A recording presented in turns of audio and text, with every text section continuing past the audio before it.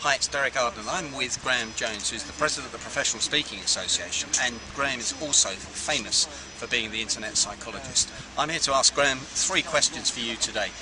Number 1, Graham, give us some tips on really how to use the internet. My first tip is to stop using it. Right. Because people are spending hours and hours and hours doing nothing online. They're searching. Most searches result in nothing. Only 65% of people ever click on a link, which means a third of people are not finding what they wanted in the first place. And of those people who click on a link, most of those go back and search again. When we add up all this search, not finding anything, researching, not finding anything, it adds up to at least an hour a day of your time. Simple. Ask a person. What we did before Google came along was to ask somebody the question. So now you can ask. You can ask them on Twitter, you can ask them on Facebook.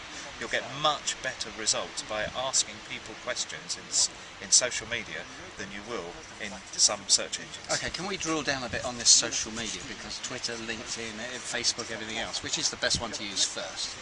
I would use Twitter first, because it's easy to use. It's short, simple, 140 characters, and what you need though is something to manage it, to make it much easier.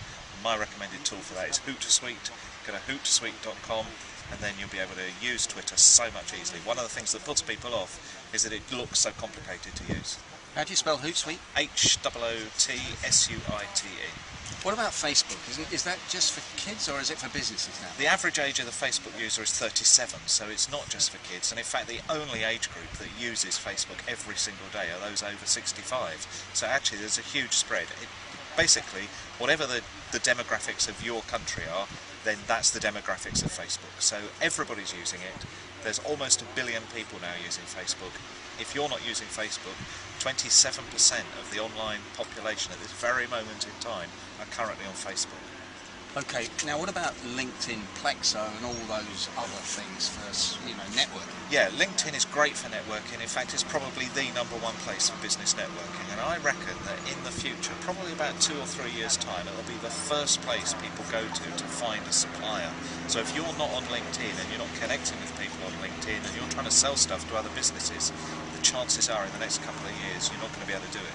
Social groups and business groups in LinkedIn, do they work? Groups, discussions, they also work because they save you time. They're more productive because it's easier to follow a discussion on a group or even a closed group on LinkedIn. It's much easier to follow that discussion than it is to follow rambling emails that you've got to scroll down and people reread emails.